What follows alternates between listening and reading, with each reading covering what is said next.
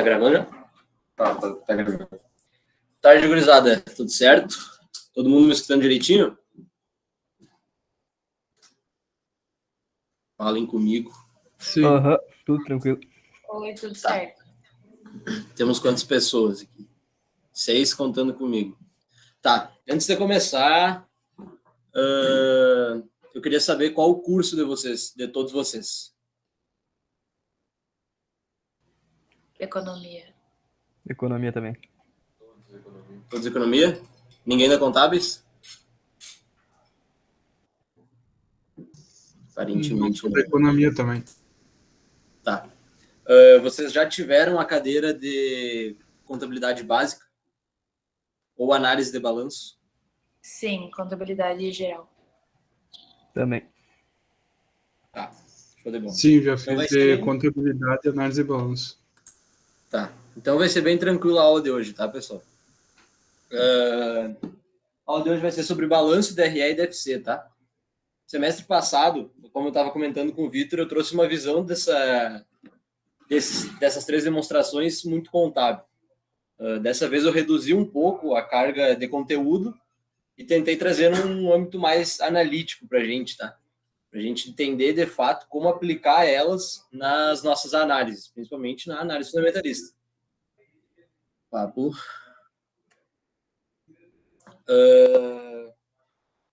Não só para o fundamentalista, mas para qualquer tipo, né, de análise que a gente for fazer, a gente vai ter o conhecimento básico, que é o que eu vou passar hoje. Deixa eu botar aqui. Como é que põe aqui? Vai aqui, Aqui? É. Lá em cima da flechinha. Aqui? Então,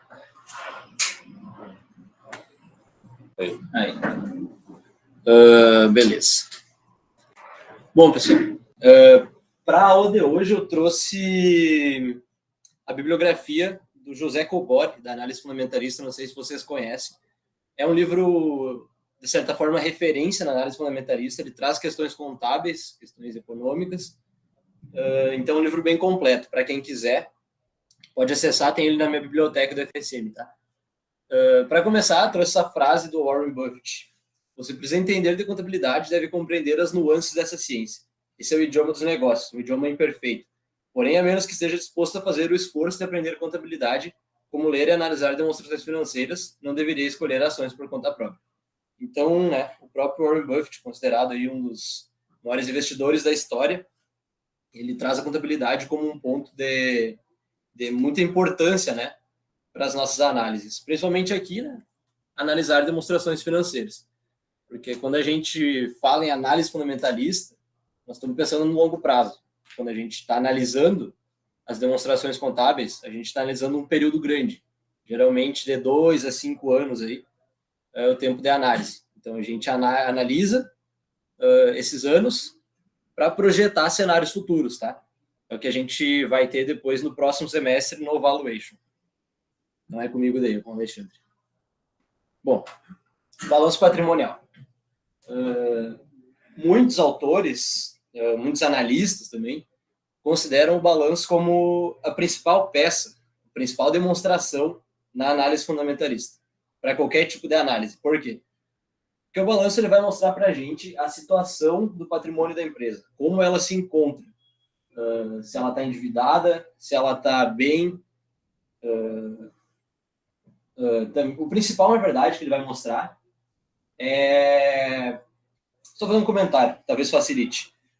Na contabilidade, a gente conhece o balanço como o retrato da empresa. Ou seja, é tudo que a empresa tem dentro dela, o que deve, o que é da empresa, enfim, é o retrato. Tudo que é da empresa, sobre ela, vai estar no balanço. É a demonstração mais completa, de certa forma, em termos de análise, tá? Ela vai nos mostrar os bens, os direitos e as obrigações. Ele é bem simples, vocês provavelmente já viram o balanço. Eu vou mostrar ele agora de forma simplificada. O balanço ele é dividido em ativo, passivo e PL. Do lado esquerdo, a gente tem o ativo, o lado devedor do balanço, tá? que nele constam os bens e direitos, e que são as aplicações de recursos. Depois eu vou explicar isso. Do lado direito, a gente tem o passivo e o patrimônio líquido. O passivo são as obrigações que a gente tem com os terceiros, tá? Questão de fornecedores, o que a gente tem para pagar, enfim. E essa é a nossa fonte de recursos, uma delas. A outra é o patrimônio líquido. O patrimônio líquido consta o capital próprio da empresa, tá? Então, como eu falei antes, o balanço ele vai demonstrar tudo sobre a empresa. Os nossos bens, nossos direitos, o que a gente deve, para quem a gente deve, e o nosso capital próprio, tudo que é nosso. A questão de aplicação de recursos e fonte de recursos, tá? Por que você chama o ativo como aplicação de recursos e o passivo e o PL como fonte de recursos? Vocês vão concordar comigo que para a gente formar nossa mercadoria, por exemplo, para a gente formar o nosso estoque, a gente vai ter que comprar, de certa forma, uma mercadoria ou as matérias-primas, né? E a gente vai tirar isso, a gente vai comprar dos nossos fornecedores. Os fornecedores são as nossas fontes de recursos, tá? Por isso a gente considera o passivo como fonte de recursos, exemplo didático. No ativo são as nossas aplicações de recursos, é onde a gente vai aplicar e para que a gente vai aplicar esses recursos que a gente adquiriu. Próximo slide. Beleza. A estrutura do balanço ela é bem simples também, tá? Ela segue de maneira integral por ordem de liquidez, ordem decrescente de liquidez. O que isso quer dizer? Ele vai ser classificado, não sei se vocês estão me enxergando, deixa eu levantar aqui. Vocês enxergam a apresentação?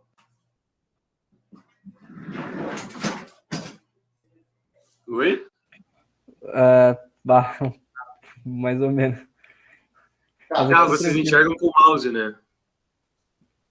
Hã? O mouse vocês enxergam? Não, Não, sim. sim. Não, Apresentação vai ter normal, sim. não, Precisa sim. ser ligado. Pode falar aí que está sendo apresentado aqui. Porque você que tá falando lá do 4. Tá, não, eu ia fazer isso, mas vamos fazer por aqui, então. A gente classifica o balanço por ordem decrescente de liquidez. Vamos começar pelo ativo. O que isso quer dizer? Ele vai ser classificado dos nossos bens e direitos mais líquidos para os menos líquidos. O que é mais líquido e menos líquido? É a capacidade que a gente tem de tornar esse bem ou esse direito em dinheiro. Por exemplo, o caixa, ele... Não vou trazer o caixa, vamos trazer um direito a curto prazo. O direito a curto prazo é algo que a gente tem para receber num curto prazo. Os estoques também, tá? Vamos comparar esses dois. A gente tem capacidade de tornar esse direito de curto prazo em dinheiro muito maior do que os estoques. Por isso ele está classificado acima dos estoques, tá? Circulante e não circulante. Circulante é tudo aquilo que a gente vai poder realizar, poder liquidar em um período inferior de um ano. E o não circulante é tudo aquilo que a gente vai classificar em período superior a um ano. Dentro do circulante, a gente vai ter o caixa equivalente, direitos de curto prazo e os estoques. Esses aqui sempre vão estar classificados no circulante, porque não tem como classificar eles numa realização de longo prazo. O não circulante. No circulante, a gente tem o realizável a longo prazo, os investimentos e o imobilizado. E o intangível, perdão. O realizável a longo prazo é como se fosse um direito a curto prazo, só que de longo prazo. Os investimentos. Os investimentos, eles são gastos ativados em função da vida útil. Como assim? Se a gente for lá para a contabilidade de custos, a gente vai ter o conceito de gasto, tá? O gasto ele vai ser classificado como custo ou despesa.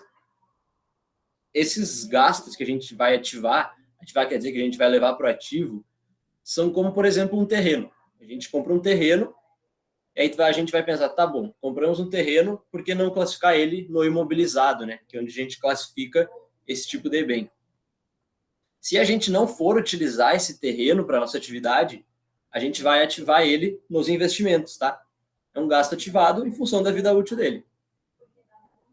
O imobilizado, a gente é onde a gente vai classificar os bens da empresa, como, por exemplo, a nossa empresa, vamos abrir uma empresa e a gente vai comprar computador, vamos comprar mesa, enfim, carro. Todos esses bens da empresa, a gente vai classificar ele no imobilizado.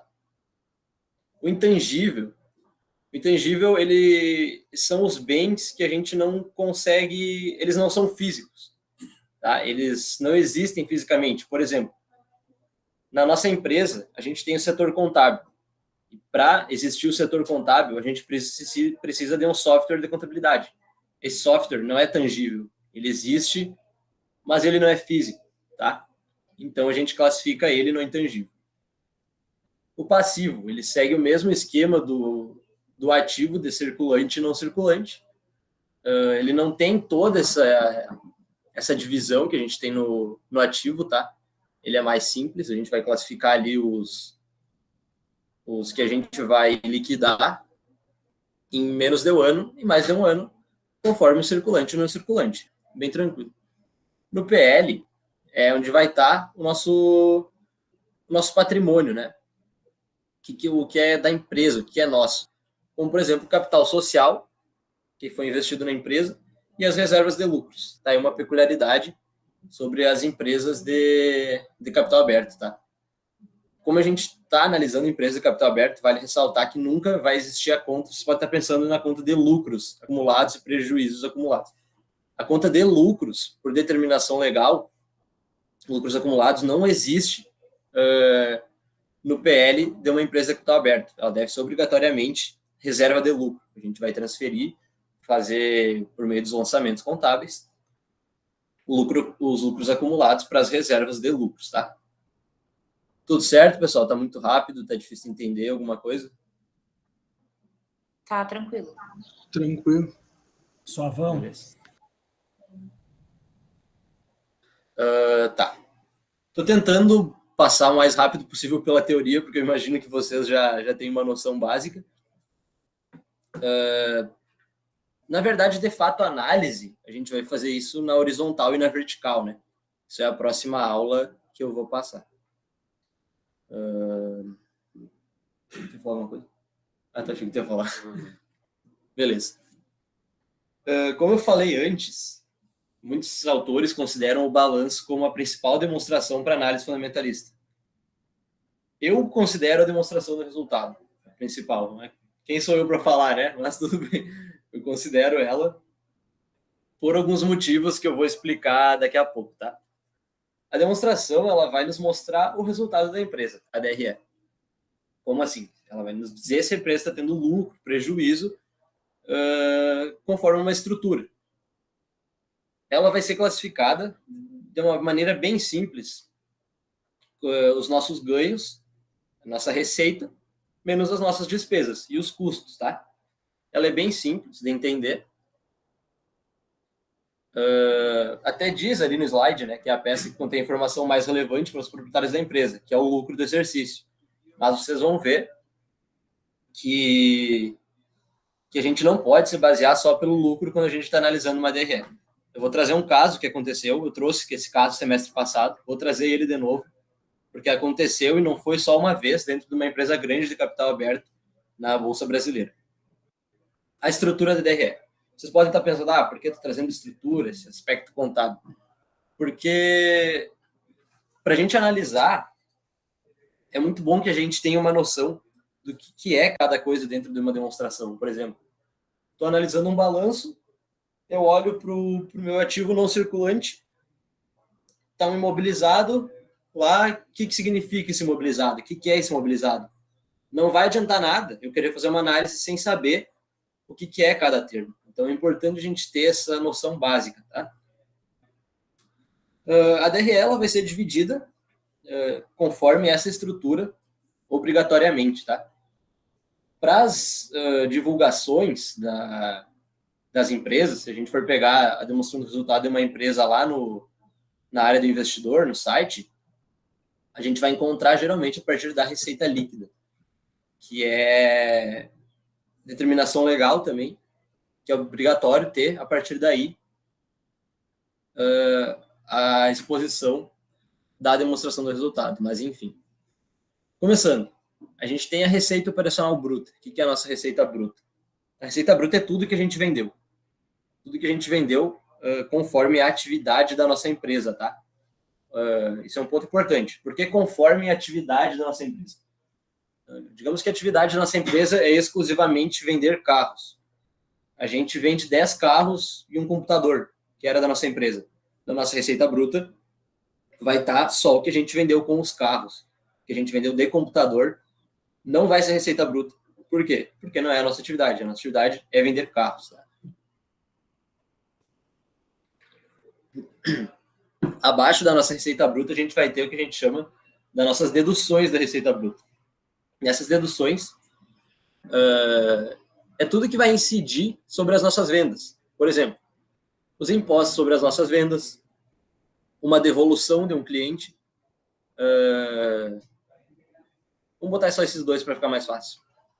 Os impostos e as devoluções, ou abatimentos também, sobre as nossas vendas. Quando a gente subtrai as deduções da nossa receita bruta, a gente tem a nossa receita líquida, tá? Receita operacional líquida. O próprio nome já diz o que eu falei antes, né? Operacional, tudo que é conforme a atividade da empresa.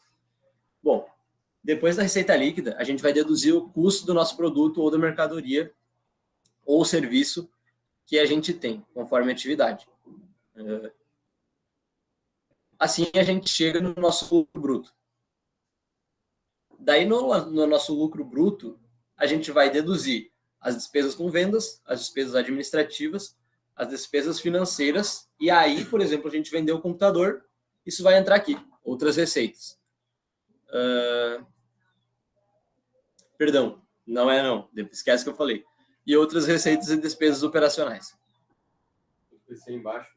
Embaixo, tinha trocado ali. Despesas financeiras, tá? Isso aqui é muito importante.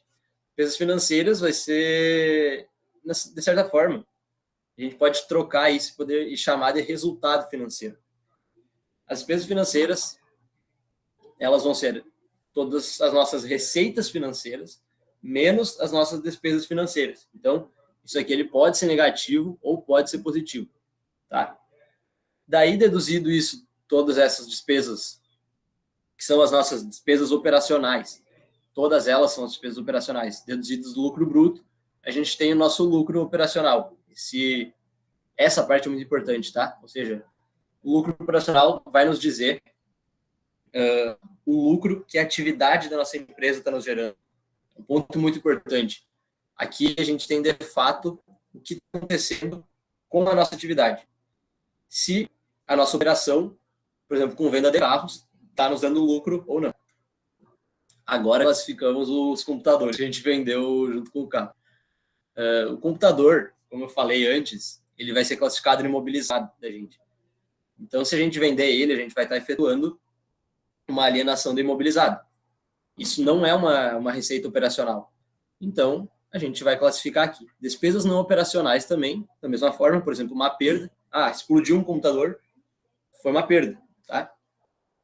Vamos classificar aí como uma dedução.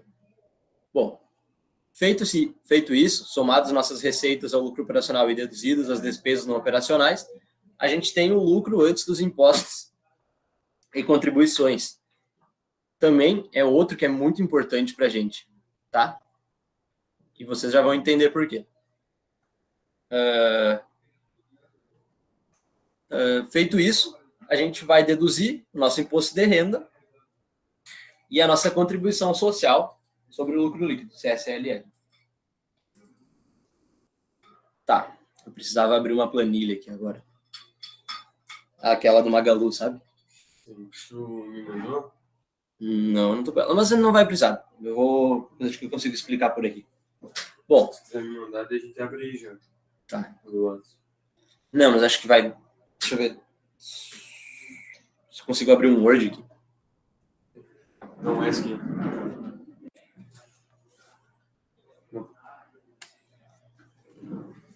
Tá.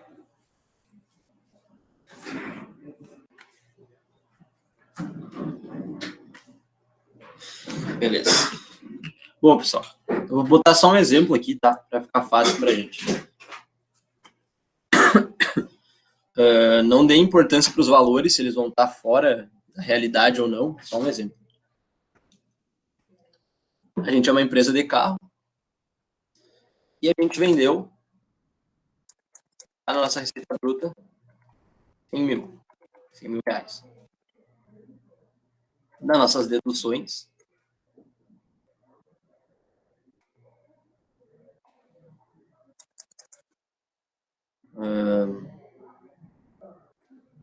vamos botar aí 5 mil de imposto. Pagamos 5 mil de imposto sobre as nossas vendas, tá? Temos a nossa receita líquida.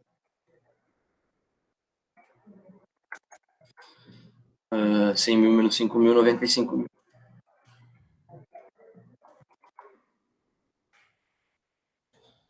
Vamos botar o nosso CMV. O CMV como é carro, vai ser alto. CMV 60 mil. Tivemos um custo 60 mil. Lucro bruto 35 mil.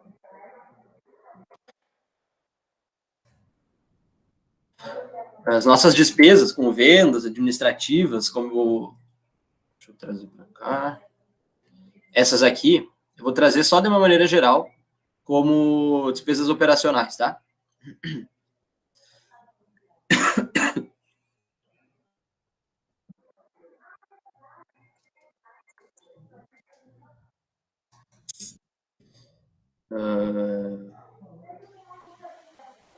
Deixa eu dar uma olhada. Resultado. Essa parte eu não vou pôr, tá, pessoal? A parte que a gente vendeu ou perdeu um computador, para não confundir.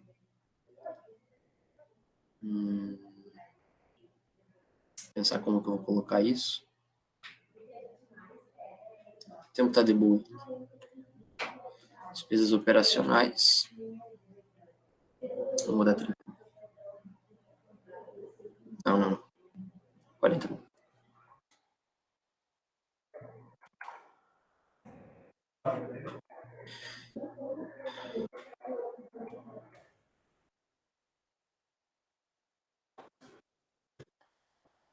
Resultado operacional. Menos 5 mil. Se estiver errando valores aí, me avisem, tá, pessoal? Eu posso me perder aqui, é uma matemática básica, tá?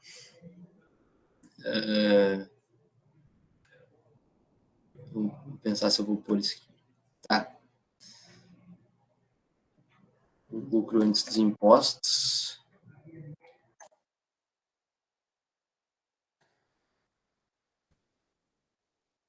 Vocês vão encontrar também, às vezes, assim, o lucro antes dos tributos sobre o lucro.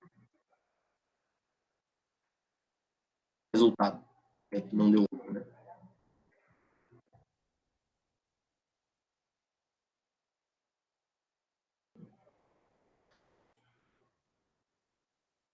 Menos 5 mil também. E RPJ.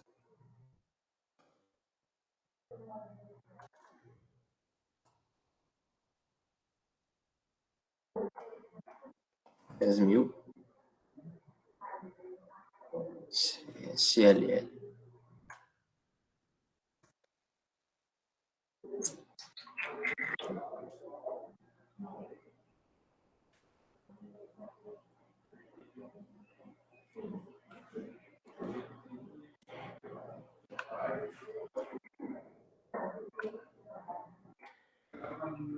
Vamos deixar só R.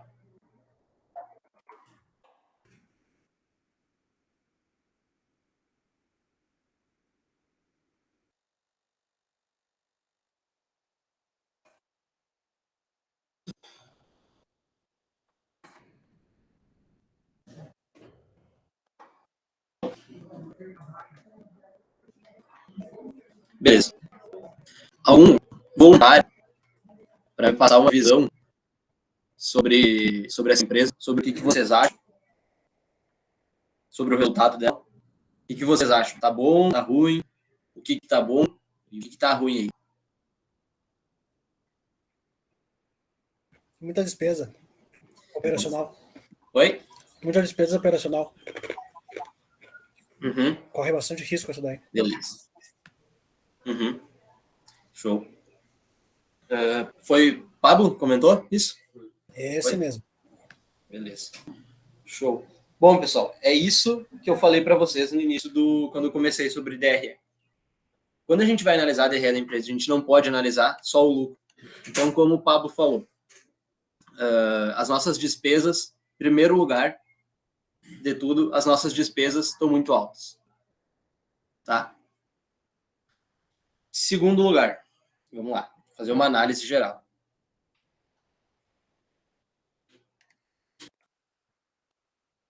Despesas operacionais altas.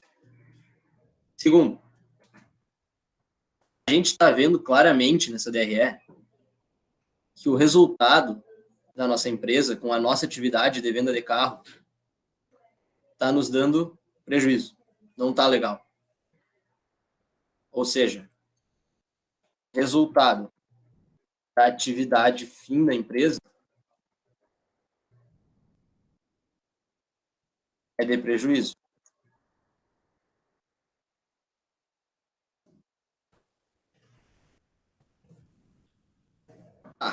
Beleza. Nossas despesas estão altas. O nosso resultado da atividade fim está dando prejuízo, mas o nosso lucro líquido está dando positivo. Nossa empresa está apresentando um resultado positivo. Alguém que se arrisca a dizer por quê? O que está fazendo com que essa empresa, mesmo com atividade operacional tendo prejuízo, por que ela está tendo... Só sobe Tá ali para tendo nós lucro? a tabela para nós ver.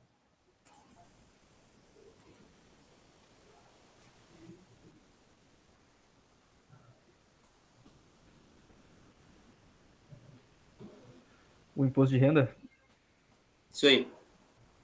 Aí vocês vão se perguntar, tá, o imposto de renda, a gente paga o imposto de renda. Então, ele deveria ir reduzindo o nosso resultado, certo? Mas aí entra um ponto positivo da empresa, tá? Quando o imposto de renda for positivo numa demonstração do resultado, isso está nos demonstrando que a empresa tem um bom planejamento tributário.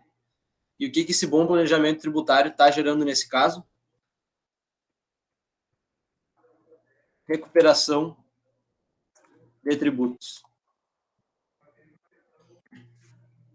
De alguma maneira, essa empresa tinha tributos a recuperar. E o bom planejamento tributário dela conseguiu contornar esse resultado negativo da empresa, recuperando tributos, tornando esse lucro, esse resultado em um lucro, né?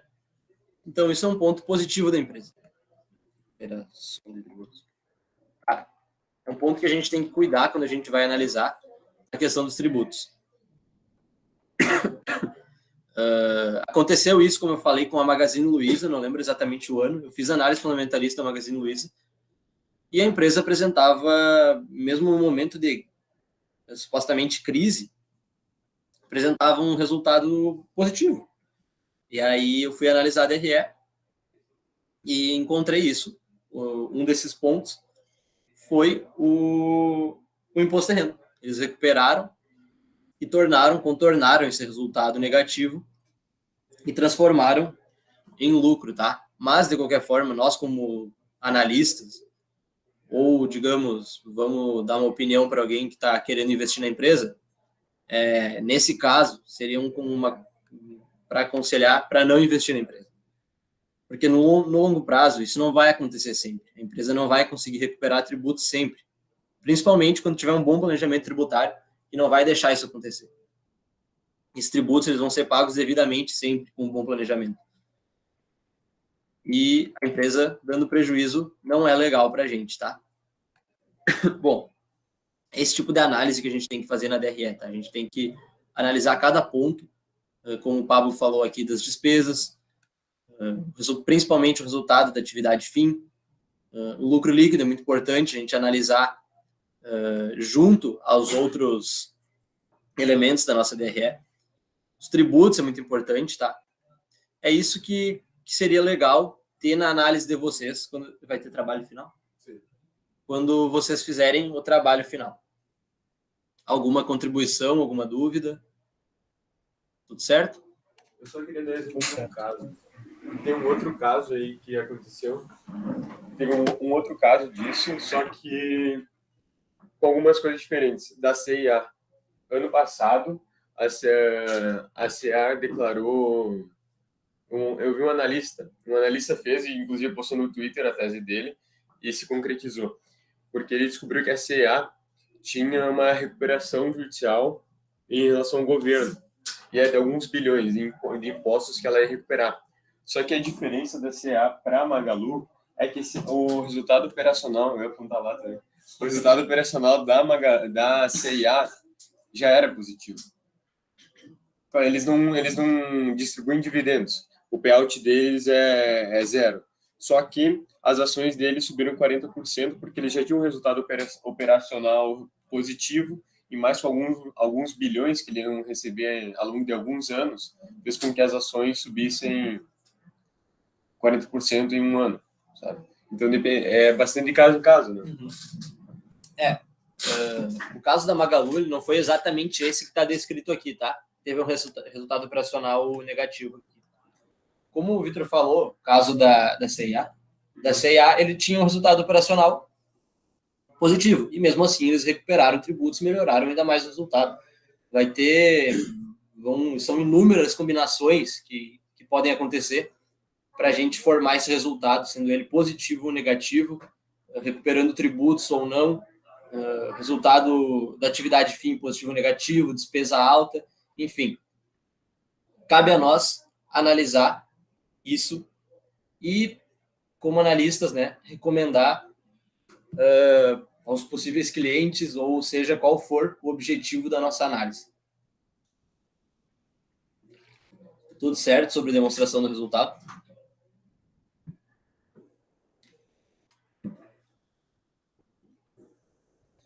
Sim. Bom,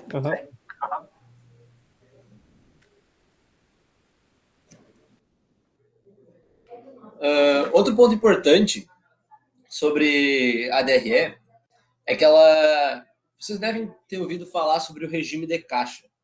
Existe também o regime de competência. O regime de competência, o que ele quer dizer?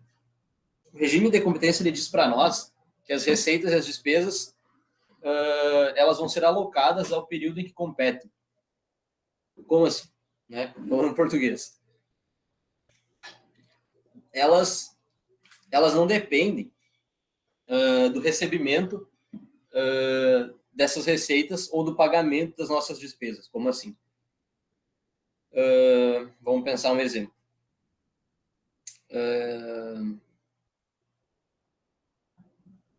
Imposto de renda, tá? Ou pegar um exemplo melhor, só um pouquinho.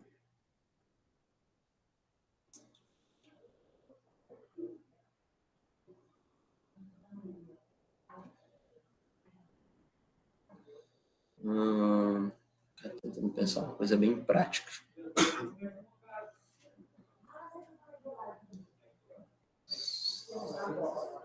Tá, beleza. Vamos pensar numa despesa com venda da empresa, tá? A gente contratou um serviço de marketing para impulsionar nossas vendas. A gente parcelou esse serviço de marketing em 12 vezes. A gente vai olhar na nossa demonstração do resultado e, voltando, e a gente pagou apenas 2 parcelas disso, tá? Nós estamos no segundo mês. Quando a gente for olhar a demonstração do resultado, vai estar o valor total da nossa assessoria de marketing. Por quê? Porque a demonstração do resultado, ela é conforme o regime de competência, tá? No momento que a gente contraiu aquele serviço, a gente adquiriu o serviço de marketing, a gente esteve sujeito ao regime de competência, foi alocado ao nosso resultado esse serviço. Isso é só um exemplo, tá, pessoal? Só um exemplo didático. E com o tempo, com o passar dos meses, a gente vai amortizando esses valores mês a mês. É isso que o regime de competência nos diz. de maneira didática. Vou trazer alguns exemplos também para mandar para vocês, exemplos reais de como isso de fato funciona, para não ficar só num exemplo prático, teórico aqui, tá? Beleza. Demonstração do fluxo de caixa. Demonstração do fluxo de caixa, ela, por vezes, pode se tornar um pouco difícil de analisar. Mas ela é muito importante. Por muitos autores e analistas, ela é considerada uma das principais demonstrações para a gente analisar. Ao contrário da demonstração do resultado, ela não segue o regime de competência, e sim o regime de caixa. O que o regime de caixa quer nos dizer? Quer dizer que o período que vai competir, não sei se é competir que fala agora, questão de competência, no português, mas enfim, o período que vai ocorrer, de fato, a nossa alocação, vai ser conforme entrada e saída de caixa, tá? Então, só vai ser alocado na DFC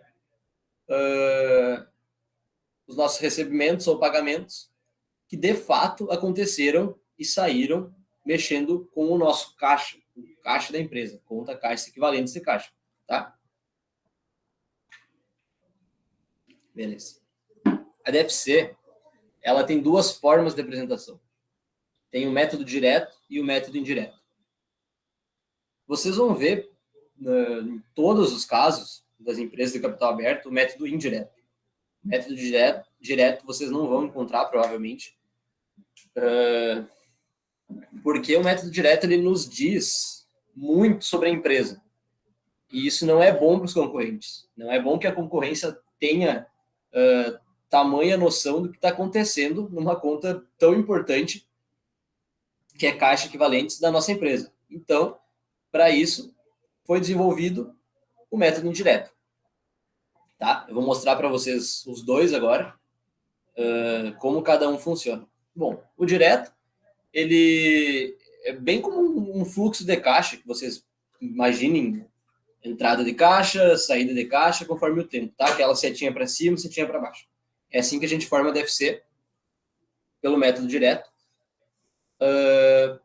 Pelo método indireto, ela é um pouco mais complicada de fazer e também ela leva um tempo a mais para a gente analisar, porque ela vai ser feita a partir de ajustes no nosso resultado, tá? Principalmente, na verdade, somente nas contas operacionais, como eu vou mostrar a estrutura da DFC agora, vocês vão entender.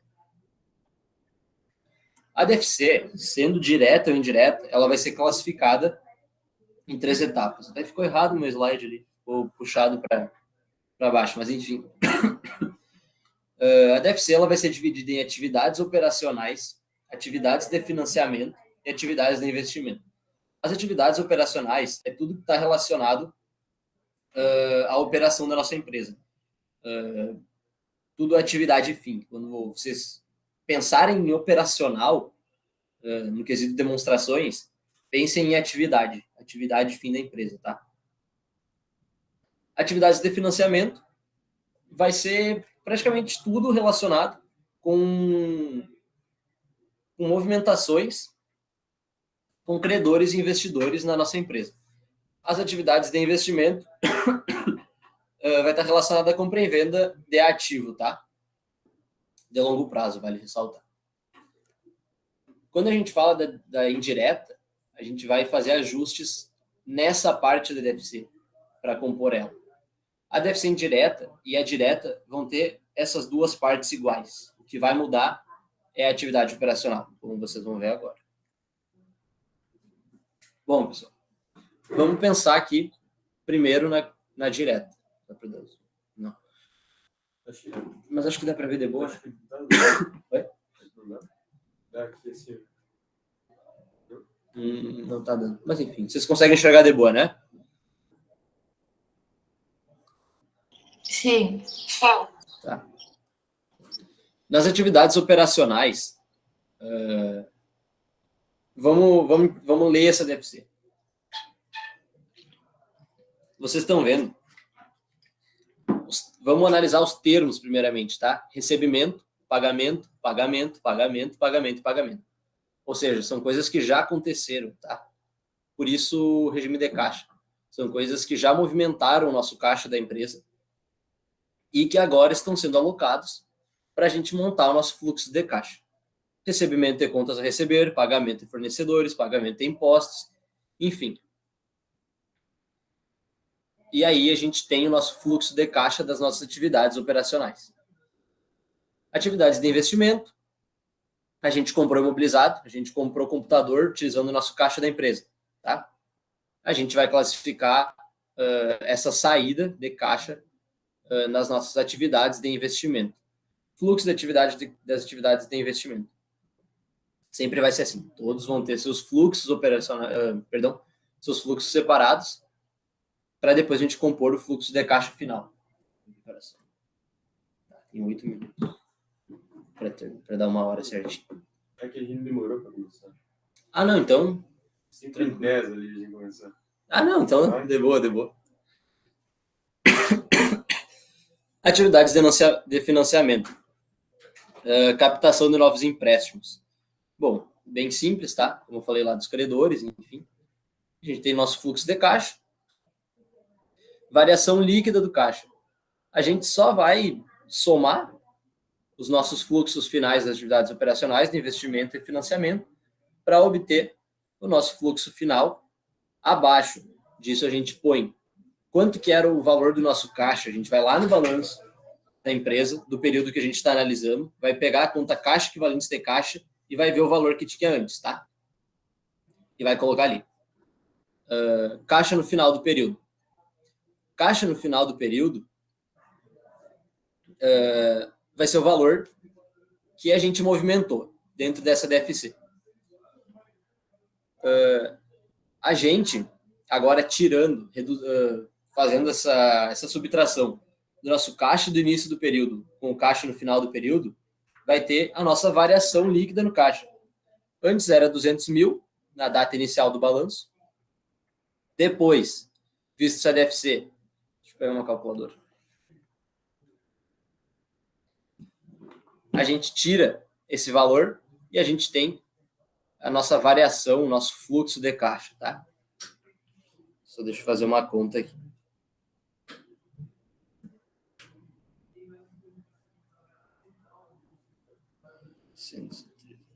Três mais 5.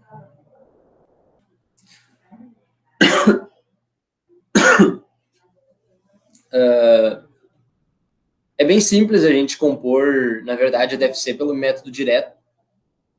Tá? O nosso fluxo de caixa ele nos dá o resultado direto.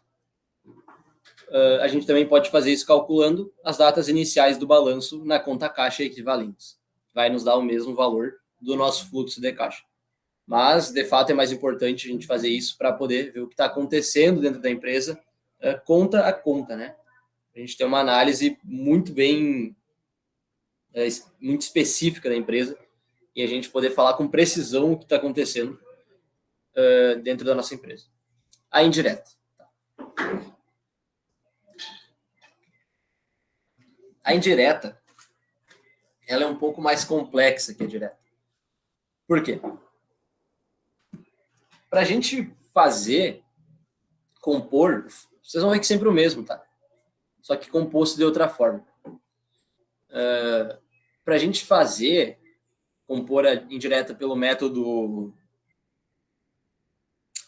Perdão, eu repeti o que eu falei aqui.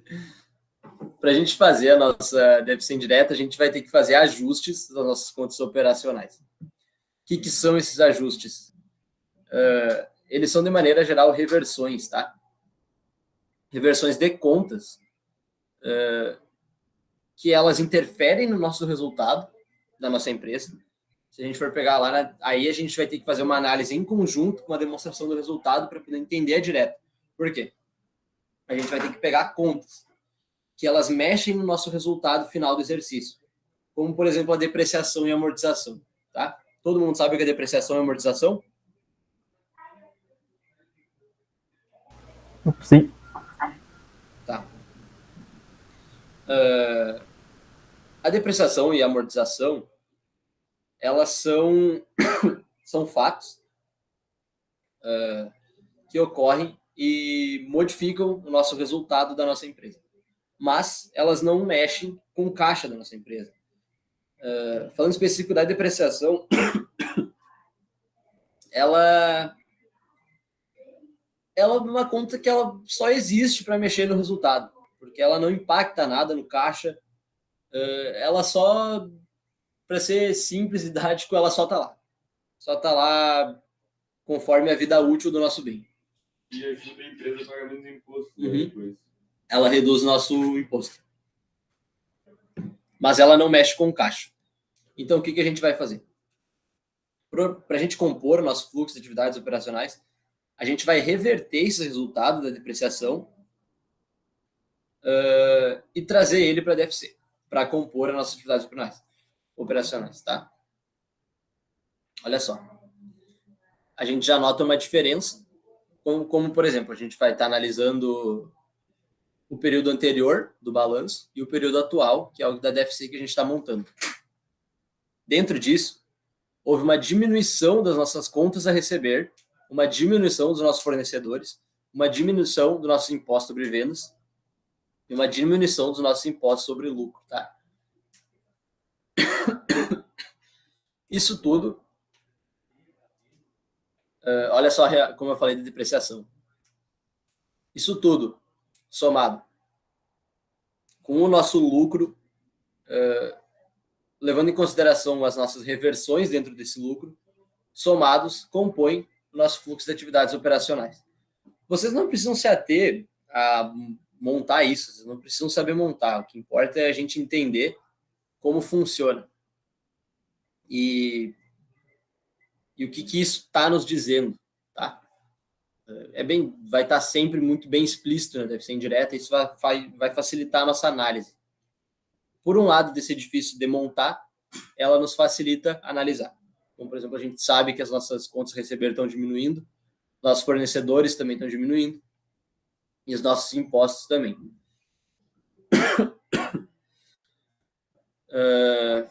Aqui segue igual, como eu falei, essas duas partes, atividade de investimento e financiamento, seguem iguais. Somamos de novo e vamos ter o nosso fluxo de caixa final e a nossa DFC composta. Pessoal, alguma dúvida? Comentário? Não. Na prova, no CEA vai cair muito sobre... Porra, como é que era? Hoje eu fiz uma questão sobre isso até.